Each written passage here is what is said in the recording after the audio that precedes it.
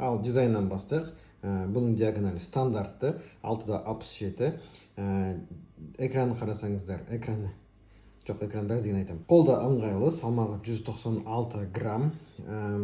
Үст жағына қарасаңыздар, 2 динамик, нағыз стереодинамик деген осы. Өйткені көбінесе бір динамик болады да, мына жерінде бір тесік немесе өзінің тыңдайтын жаңағыдай динамиктен дауыс шығушы еді. Мынау нағыз толық 2 динамигі бар смартфон. Музыка тыңдасақ, ал музыка тыңдап көрейік.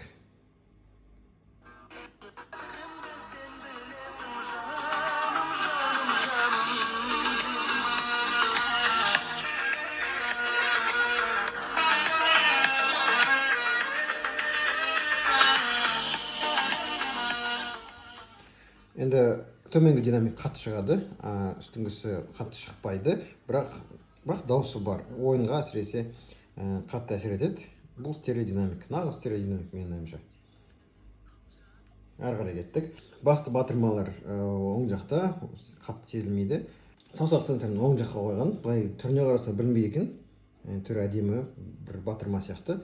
Бірақ дұрыстап қарасаңыз бұл саусақ сенсор екен. Тез жұмыс істейді, оны тексеріп көрдім, қазір өшіріп тастадым. Ол керек емес. Төменгі жағында не бар? Жаңағы айтқан динамик, микрофонның өзі, Type-C айтпақшы. 5 мини-джек жоқ, қарасаңыздар. Оны Type-C-ның ішіне кіргізген. Ол мына қорабында, егер музыка тыңдаймын десеңіз, мынаның ішінде Type-C-дан 3.5 мини-джек алуға болады. Сосын мынаған алып саласыз ба, или наушник саласыз ба, оны музыка тыңдауға болады. Мына жағында сим-карта. Сим-картта 2 сим-карта салуға болады. Бұған флешка салуға болмайды. Айтпақшы, бұда өзінің 256 гигабайт жады бар, памяти. Ол көпке шыдайды. Ал енді артына келсеңіз, қараңыз, арты шыны өзіңізді көруге болады. Әсіресе мүмкін әйелдерге, қыздарға пайдасы тиетін шығар. Енді қол іздері қалады, әрине қалады. Бірақ шыны болғаны әдемі. Мысалы, сүріп тастайын қазір. Мысалы, сыртын сүріп тастасаңыз, өте әдемі айна ретінде қолдануға болады. Енді камераны қарасаңыз, 2D камера, Mi 11, Mi 11 Lite деген сияқты смартфондарға ұқсатқан. Бірақ ұқсамағаны ол камераның мегапикселі, яғни камера туралы айтам, бірақ қараңыздар, 2 үлкен камера, 2 кішкентай камера. Мына екеуі керек емес камера. Poco деп жазуы бар. Жалпы, жағында ештеңе жоқ. Шын айтсам, дизайны маған ұнады, өйткені бұндай арзан смартфонға әдемі дизайн салып берді. Мысалы, Huawei P40 сияқты смартфондар қолда, арты шыны болса да, қолда ұсталынбайды. Өте әдемі. Әйтеуір, енді өзіңіз қолға ұстасаңыздар, әдемі екенін байқайсыздар. Мен бірінші рет көрген кезде бұндай арзан, бірақ ондай әдемі екен болатынын байқамадым. Ойламадым. Бетінде шынысы бар, бірақ ол шыны қорған шыны емес. Ал енді экранына келдік. Экранына да айтатын сөздер көп. Xiaomi'да деңгейі өсіп, енді AMOLED экран қоятын болды. Мынау экран AMOLED 2400-де 1080, яғни кез келген қымбат смартфон, мысалы Samsung S21 Ultra сияқты смартфондардың экраны қандай болады, мынау да сондай экран. Айтпақшы, бұл экран Samsung'тан сатып алынған, яғни екеуінің айырмашылығы жоқ. Жаман, жақсы деп айтуға болмайды. Gorilla Glass 5 және 120 Гц экран жаңару жиілігі бар. Мына қараңыздар, тез әдемі көзге көрінеді. Енді бұл смартфонның көп уақытын процессор туралы айтқым келеді. Кәдімгідей процессорын қазір қинап көреміз. Бірақ әзірше камера туралы айта салайын. Камера туралы айту көп, әңгіме айту қиындау, өйткені бағана айтқанда 48 мегапиксель. Енді суретке түсірген кезде кейбір жерлерінде әдемі емес жерлер болады. Енді бұл керемет, камерасы керемет деп айту болмайды. Бұл камерасы жарық жерде жақсы түсіреді. Бірақ сонда да енді камерасы жоқ деп айтуға болмайды, камерасы жаман деп айтуға болмайды. Енді орташа. Қазір сіздерге суреттерін көрсетемін. Көріп алыңыздар. Жақсы жаман сөзден көретін шығарсыздар. Біраз артықшылықтары бар. Ешбір ғажап қызықтырмас менің жанымды, сен қасымда болмасаң. Өмір азап солғын тартар жүрек жалынды, сен қасымда болмасаң. Түнде күліп тамыл алжамас таңдатпайды, сен қасымда болмасаң. Так, есіңізде ма, Oppo Reno 5 шыққан кезде мен айтып едім, осындай артқы фонды бұлыңғыр жасайтындай алғашқы смартфондардың бірі деп. Міне енді Poco F3-те солай жасауға болады. Селфи камерада екі режим бар, немесе өзіңізді әдемі қалдырасыз, немесе осылай артын бұлыңғыр жасауға болады. Міне видео түсіріп келе жатырмын. Өкінішке орай стабилизациясы жоқ екен. Жақындатуға болады, немесе үлкейтуге болады. Міне былай жақындатуға болады, немесе былай алыстатуға болады.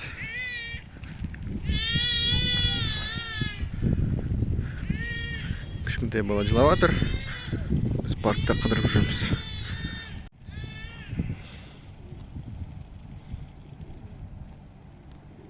Қырық 48 мегапикселден көп зат сұрамаңыздар.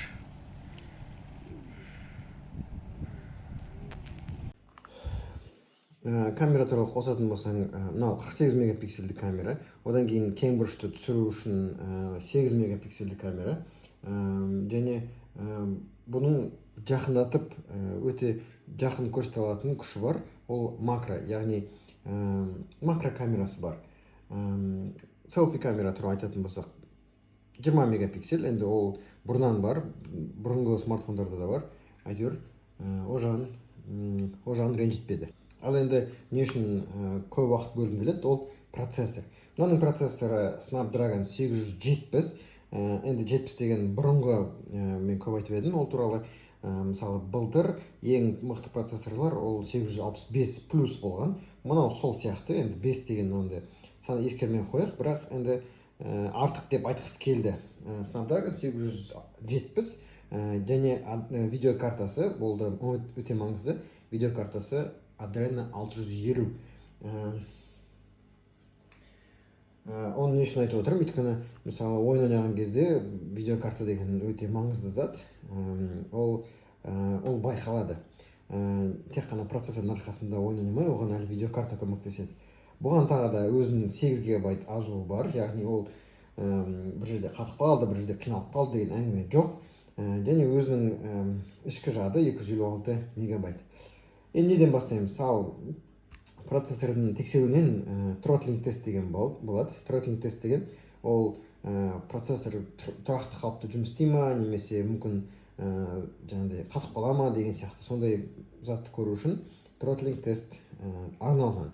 Яғни ол күш салады, қинайды және жұмыс істеп көрсетеді, қалай жұмыс істеп жатқанын. Міне қосыла салып сіздерге айтайын. Бұның throttling тест көрініп тұр, қалай болып тұрғанын, бірақ ескертейін. Бұның гипс деген астында жазуы бар. Бұда 220 гипс қараңыздар, 220. Оны не үшін айтып отырмын? Кез келген смартфон қазір көрсетсеңіздер, мынау шкала, яғни мынау график десе болады, осындай болуы мүмкін.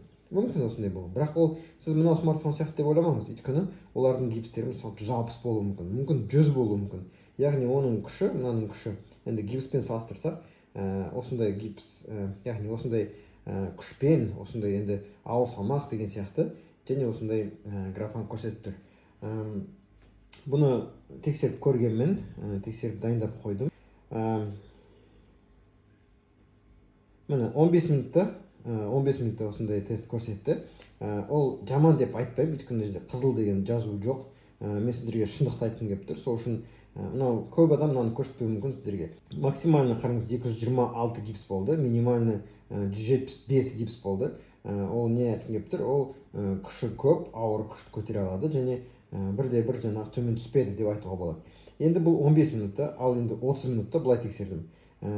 30 минут ол басқаша, енді басқа цикл ғой енді. Оны 15 жалғастырым жоқ, мен жаңадан істедім. Енді ол былай көрсетті. 217 гипс ол ең үлкені, 167 гипс ең азысы, бірақ осындай тұрақтылықты көрсетті. Не үшін тұрақтылық деп айтамын? Өйткені 80-нен төмен түспеді, қызыл болмады. Егер салыстыру үшін маған көбінесе енді жамандамай қойын, бірақ жамандамай қойын, шынымды айтпай қойын, бірақ кейбір смартфондарда мына жақтары қызыл болуы мүмкін. Қызыл бір рет емес, көп рет болуы мүмкін. Ол не деген сөз? Ол анда-санда қатып қалуы мүмкін деген сөз. Енді күші жетпей қалады, тұрақты емес деген сөз ғой. бұл тротлинг тест, бірінші тест, енді екінші тестті көрсетейін. Екінші тест ол кімде бар, кімде жоқ. Мынандай Geekbench деген бар, дүниежүзілік программа. Дүниежүзілік программа ол тексеруге болатын және қалай не болатын айтып береді. Бұны да тексердім, бұны да дайындап қойдым. Қараңыздар, бұл ең үлкен, былай көрсетейін. Былай көрсетейін. Міне single core деген ол бір процесті 988 күшпен деген сияқты ұпаймен істей алады, ал көп процесті 3267 мен жұмыс істей алады. Енді ұпай жинайды деген сияқты. Енді қараңыздар, бұл ұпай 988 болса, келесі екінші орында 960, ол қараңыздар дұрыстап Samsung Galaxy S21 Ultra. S21 Ultra оның бағасы кім біледі? 500 мың, 600 мың тұратын смартфон. Одан кейінгі Galaxy S21, яғни процессорлары ұқсас. Одан кейін қараңыздар, Samsung Galaxy Note 20 Ultra. Ол Note 20 Ultra бастапқыда шыққан кезде 700 мың теңге тұратын смартфон. Енді қараңыздар, ол 700 мың теңге тұрады, а мынау бағасын кейінірек айтамын. Одан кейінгі OnePlus 8 Pro, бірақ онымен салыстырмай ақ қойын, өйткені қазір 9 Pro деген бар, оны қарастырмай ақ қояйық. Ары қарай кеттік. Тағы да үшінші тест ол Antutu тест, бәріңіз білесіздер. Antutu тестпен тексеріп көрсек, ол мынандай ұпай көрсетеді. Қараңыздар, 680 мың. Не деген көп, 680 мың. Енді рейтинг бойынша қарайтын болсақ, 680 деген ол бірінші орын емес, өйткені одан бұрын Қытайдың IQ 7 деген бар, Mi 11 Ultra деген бар, ROG Phone 5, Mi 11 туралы айтпақшы видео түсірдім. Міне, айтпақшы OnePlus 9 Pro, ол 5-ші орында, K40A, бұл туралы мен басында айтайын деп едім. Мына смартфон Redmi K40 пен бірдей, бұл Қытайдың версиясы, ал мына Poco F3 ол дүниежүзілік версиясы. Ары қарай кеттік. Мына Oppo Find X3 Pro менің ойымша бізге келмейді ол. Galaxy S21-ді жоғары шығарып қойды. Huawei Mate 40 Pro, Mate Ultra. Анау. Antutu тест бойынша бұл S21 Ultra-дан ұтылып тұр. Өйткені балы аздау екен. S21 Plus-тан ұтылып тұр, ROG Phone 3-тен ұтылып тұр. K40. Міне, Redmi K40 екеуі бірдей негізі. Realme GT Neo деген бар, Black Shark 4, Oppo Find X2 Pro. Мына смартфон, Oppo Find X2 Pro, ол былтыр бірінші орында болған. Көрдіңіздер ме? 18 модель телефон бұдан асып кетті. Мына смартфон Poco F3 депті, 20-шы орында, көрдіңіздер ме? Әлі Antutu тест бойынша. Енді ар жақтан әр қалай тексеріп отырмын, өйткені мен ана жолы бір смартфонды тек қана Antutuмен тексерген кезде комментарийден оқыдым, біреу айтады, Antutu өтірік айтуы мүмкін дейді. Сол үшін мен көп тесттің бірі мына Antutu тест. Мен оны 3 рет тексердім, 680 жағалауы. 680 мыңдай жинады. Ең маңызды бұл смартфонда ол процессор. Қалай ойнайды, қалай болады, қалай көрсетеді, күші қандай деген сияқты әңгіме осы тұрды. Енді тек қана осы 3 тест емес, енді бір қызық көрсетейін. Былай істейік. Қазір мен ойын қосамын, PUBG Mobile'ды қосамын.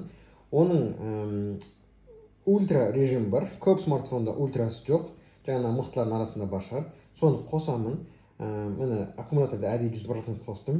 Сол 100% ескеріп тұрып, қанша процентке төмен түседі. Қазір бұның температурасы бар. Қазір. Міне температурасын көрейік. Температурасын ескерейік. Міне батарея, сосын термо. Міне 31-де 7. 31-де 7. Бұны фотоға түсіріп алдым. 31-де 7. Қазір мен ойын ойнаймын. Қанша уақытта, енді көп ойнайын деп айтпай қойын, мысалы бір партия ойнайын, бір 20 минутте өтетін шығар, мысалы PUBG Mobile'ды. Сол қанша уақытта, қанша аккумулятор отырады, қанша температура қызады, соны көрсетемін. Ал кеттік. Міне PUBG Mobile.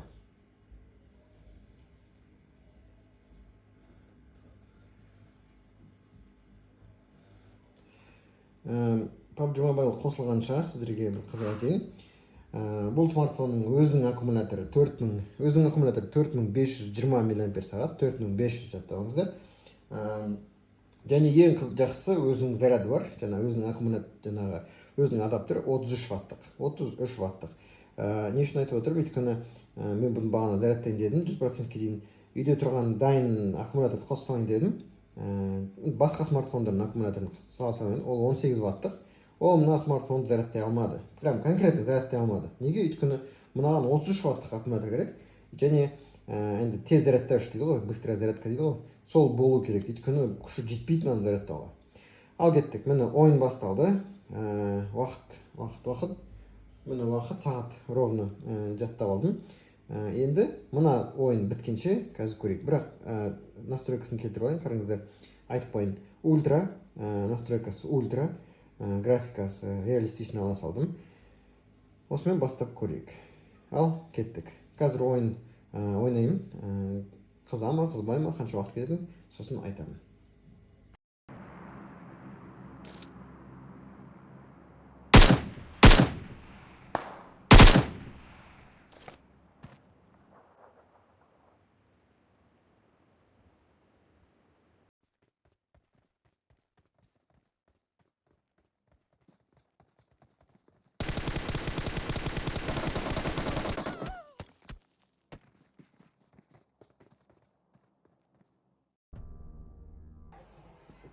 Altta 45 minut кетті. 45 минут мен ойнадым.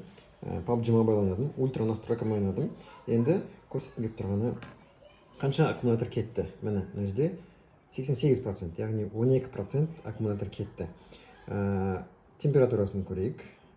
Температура мына жерде. Температура 39 градус. 39 градусқа кішкене өсті. Батарея 12% кетті. Енді сұрақ сіздерге. Мына смартфонды қызу жағынан қатты қызды ма деп айтайын ба, қатты қызбады. Ультра настройкамен кез келген телефон қатты қызады, қатты қиналады. Мынау оларға басқа қарағанда қатты қызбады. Басқалармен салыстыратын болсақ, мына смартфон 45 минут ойнағанның өзінде жай ғана қызды, 12% аккумуляторы отырды. Температурасы сонда тақсы 31-ден 39-ға өсті. Енді сұрақ сіздерге, комментарийға жазыңыздар. Қаншаға аккумулятор отырды, қанша градусқа смартфоныңыз қызды. Сол кезде мына смартфонмен салыстыруға болады. Комментарийға жазыңыздар. 45 минутта. Енді 45 минут деп қатырып алайық. Сонда қаншаға отырды, қаншаға градусы көтерілді. Сонымен айтатынды айттым. Бұның тағы да не қосуға болады. Бұл смартфонда 12.03 MIUI өзінің жаңағыдай прошивкасы дейді ғой. Жазда 13 болады, жазда үлкен қадам жасайды. Бұның Wi-Fi 6, бұл несі жақсы, өйткені сіз Wi-Fi-мен мысалы ойын жазасыз ба, кино жазасыз ба, өте жылдам, оны мен байқадым. Мен ылғи Poco смартфон мақтадым, осы уақытқа дейін X3, X3 Pro, F3 мысалы мақтап отырмын. M3 деген ол бюджетті, бірақ жаман емес смартфон. Түрі әдемі, мына жерінде 4 бұрышты былай үлкен 4 бұрышты камерасы бар. Жалпы маған ұнады. Мен бұл сол үшін бұны сатып алдым. Айтпақшы, көп адамды сұрайды ғой, смартфонды қайдан аласың? Мына смартфонды мен сатып алдым. Тағы да не айтайын? Жалпы маған ұнады, әсіресе ойынға. Фотолар, видеоларды сіздер көрдіңіздер. Жаңағы комментарийге, обязательно комментарийге жазыңыздар. 45 минут ойнаған деп қалыпты алайық. Сіздер жазбаңыздар, 30 минут, 1 сағат деп жазбаңыздар, 45 минутта. Қаншаға аккумулятор отырды, және қаншаға смартфоныңыз қызды. Айтайын дегенім осы, бағасын мен төменде, видеоның төменгі жағында Instagram жазамын, сол жерде бағасы жазылып тұр. Ол менің Instagram, бұл смартфонды мен сатып отырмын. Тек қана мен, бұл смартфон басқа жерде жоқ. Қытаймен қазір шекара қиындатып отыр. Алатын болсаңыздар, алыңыздар, қандай смартфон екенін көрдіңіздер, комментарийге жазыңыздар. Өз смартфонмен ойнаңыздар, сол кезде түсінесіздер. Өйткені мен қазір былай айтып отырмын, сіздерге түсінікті шығар. Ұнаса, лайк басыңыздар, сұрақтарыңыз болса, комментке сұрақ жазыңыздар. Ал енді біреуге көрсетемін, бұл смартфонды мақтанамын десеңіздер, достарыңызбен бұл видеомен бөлісіңіздер. Сол айтайын дегенім осы. Сау болыңыздар. Келесі обзор күтіңіздер.